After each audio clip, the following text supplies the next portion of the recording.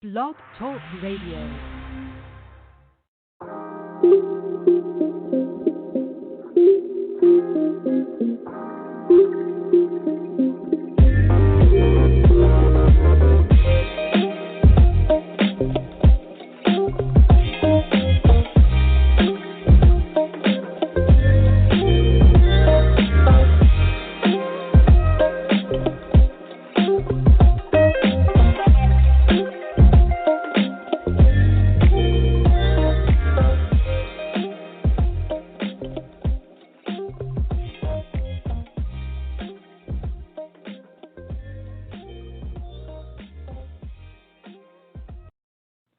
Hello, and welcome to another episode of the Stress is Stressing Me Out podcast.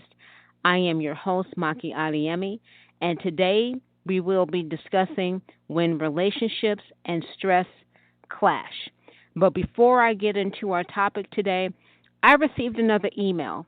I believe it was from the same person who basically said that Satan was in hell, and he signed it Satan, which was kind of scary within itself. This email here, it doesn't specify if it's a male or female, but he or she, they say there is no hell. And then behind that, they say John Lennon. Okay, sir or madam, there's, like I said, there's no name attached here. Let me say something here to you. You will either face the Lord as your Savior or your judge, but face Him you will. We all will. Either you will be at the judgment seat or the great white throne judgment, and let me explain what those mean. The judgment seat is for believers. It's for rewards, receiving rewards from the Lord. The great white throne judgment is for non-believers. The books will be opened, and everything that you've done will be right there in front of you. Let me say this. Salvation is on this side of the grave. It's too late when you go into eternity, but you're going to have some people that are going to wait until the Lord splits the eastern sky when He comes back, and then it's going to be too late. Okay, now let me speak about John Lennon. I don't have a problem with John Lennon. I listen to the Beatles music. I listened to him when he went solo, and 41 years, it will be 41 years in December, after his death, he's still a very popular individual, very popular musician. His music is still being played. So like I said, I don't have a problem with him. I don't have a problem with him at all. But I'm going to go out on a limb and say something here.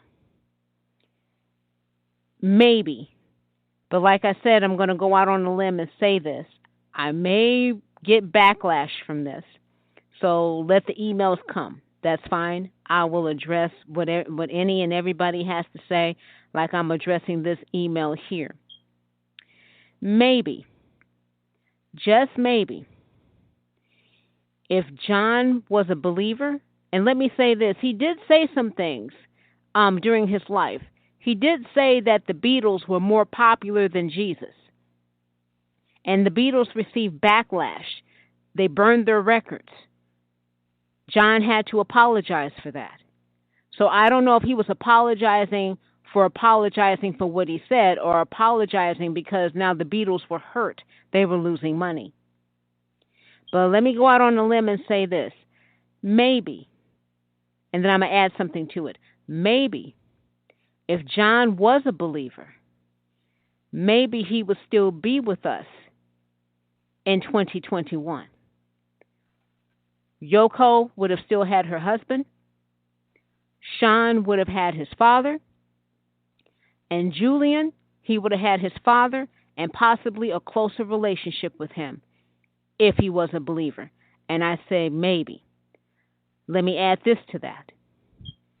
We do not know what happened between the time that he was shot and the time that he was pronounced dead at Roosevelt Hospital.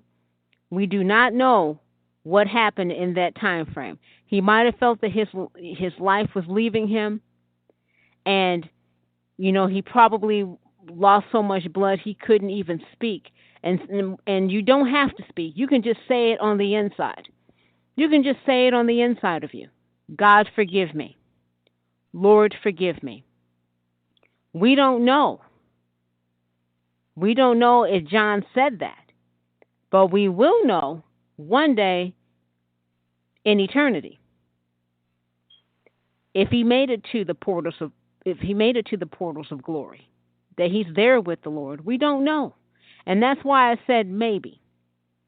That's why I said the word maybe, because in that time, he could have asked the Lord to forgive him, and the Bible tells us, those who call on the name of the Lord shall be saved. But we will know. One day we will know if John made it to the portals of glory. If he's not there, well, he's in the other place. So I'm waiting for the backlash. So let the emails come. I will address the emails. There again, I'm not putting John Lennon down because this is not about his music. And speaking of his music, he recorded a song called God. And the lyrics of that song says, God is a concept of which we measure our pain. And then he goes on to say that he doesn't believe in the Bible. He doesn't believe in Jesus. He just believes in him and Yoko. Okay? If he died in that state, we know where he is. But there is a possibility he might have reached out to the Lord knowing that his life was slipping away from him. There again, if you have any emails, you want to email me a comment, sismo1875@gmail.com. I will gladly answer anything that you say. I wish I can play the song for you, but I think the Lennon estate will sue me for royalties, infringement. So, but you can go out and look it up. It's a song that he recorded after the Beatles when he went solo. So you can go out on YouTube and type it in, or you can go into Google and find the lyrics. Okay, so when relationships and stress clash. So every relationship involves conflicts, resolutions, and a good amount of struggle. However, relationships that are overly stressed are not healthy relationships. And I'm speaking of our intimate relationships. I'm not speaking of friends or family, not at this point. I'm talking about our very close, intimate relationships, being married or boyfriend, girlfriend, close relationships. So there are 5 warning signs and red flags that can indicate an unhealthy or stressful relationship. The first one, you are overthinking what you want to say. In a healthy relationship, communication is essential. If you feel you can't communicate what you're thinking or what you want to say, you may have an increased level of anxiety. Number 2, you can't resolve arguments. Maybe you and your partner are fighting over their uncompromising behavior. The consequences of their control can cause you stress. Number 3, you are unable to compromise as a team. If you find yourself giving in to your partner's needs all the time, it can increase your level of stress and anxiety. And let me speak about compromise. Compromise in a relationship, yes, is healthy. No doubt, no question about that. But it depends on what you're compromising on. There are a lot of women out there who are yes, honey women. They will do any and everything that their husbands or their boyfriends put before them. And then there's other women who are not so, Yes, honey, I will do whatever you ask me to do. And it depends on what you're compromising on.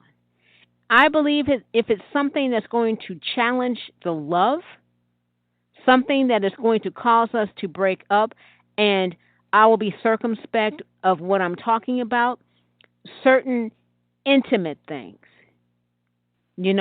Just think of intimate things, things that would cause a relationship to break up to begin with. So the compromise, while healthy, it depends on what the compromise is for.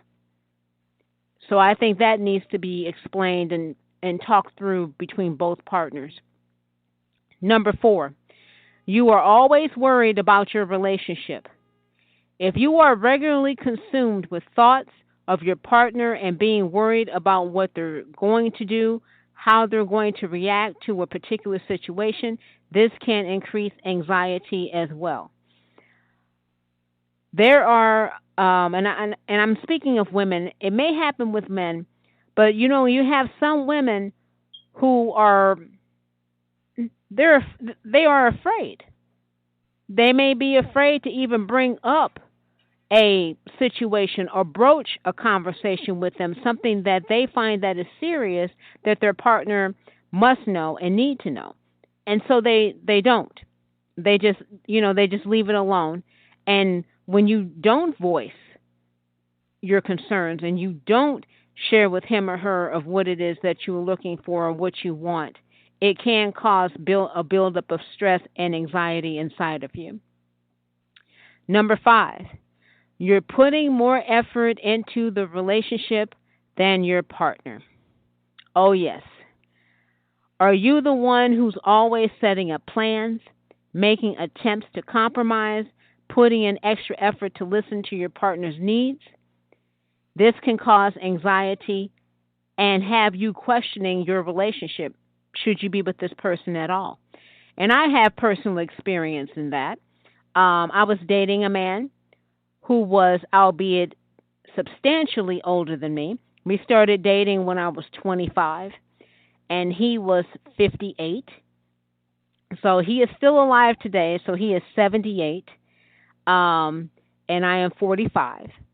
But our relationship, it went back and forth. I was the one that always called. I was the one that would set up, lunch dates and going out and doing things. And when he set things up, he always kept it at a lunch level. So we never had dinner. We had breakfast together one time, the whole time we were dating. We never got to the point where he would come to my house and I would cook for him or he would cook for me. So we were always out in public. He didn't have a problem with the intimacy part. I won't speak too much about that. But I tried to keep the relationship alive. I was the one that made the gestures. And maybe I was wrong in doing that, but I was young. I was young. He was the first man I have ever been with at that time. So it is a learning situation.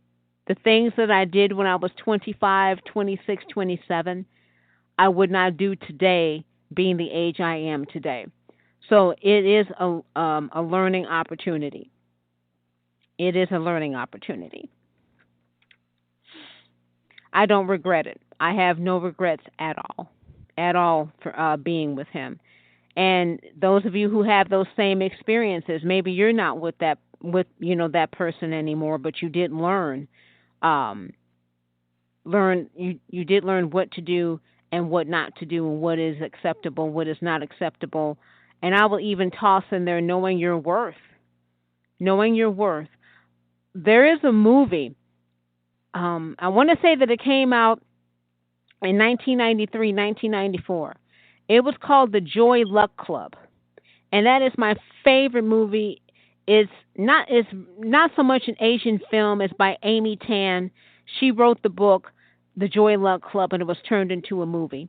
And it spoke of four women in different parts of their lives, their relationship with their mothers, their relationships with their significant others. If you have never seen that movie, I encourage you to see it. It's called The Joy Luck Club. It came out, I would say, in the early 90s. And I believe you can still, when I watched it again, and I watched it recently last year, late last year, I watched it on Fire Stick. I watched it back then when it first came out, when it was in the movie theater.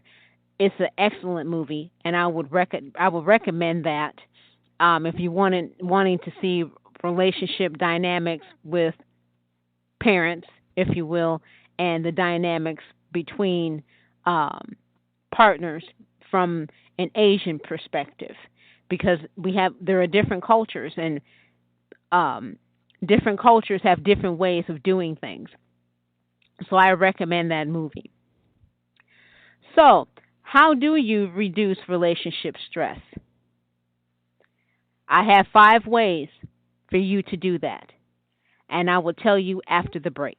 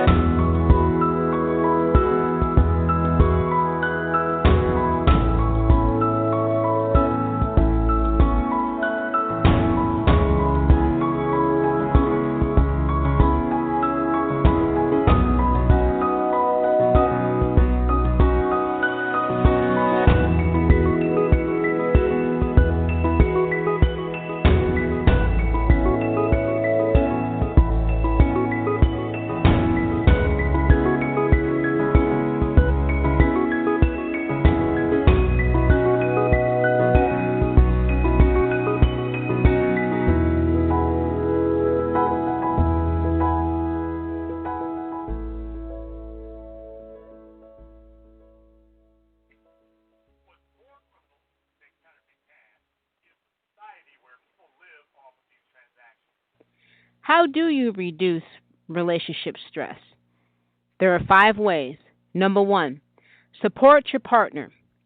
Be empathetic. And the word empathetic means showing an ability to understand and share the feelings of another. Number 2, get talking. Best way to deal with relationship stress is to talk things out. Choose to talk as partners and listen as much as you speak. Number 3, choose your words carefully. In an argument, do you sometimes say angry words, express raw feelings, raw emotion? Let your partner say their thoughts without judgment on your end. Number 4, create a calm environment. Make time for your body. Eliminate electronics before going to bed to create a peaceful atmosphere where you can rest without any interruption. And number 5, prioritize relaxation. Find ways to de-stress. I did a podcast on ways to de-stress about 2 to 3 weeks ago. You may want to listen to that. There are many ways that you can de-stress. There are many ways to relax. So make relaxing priority.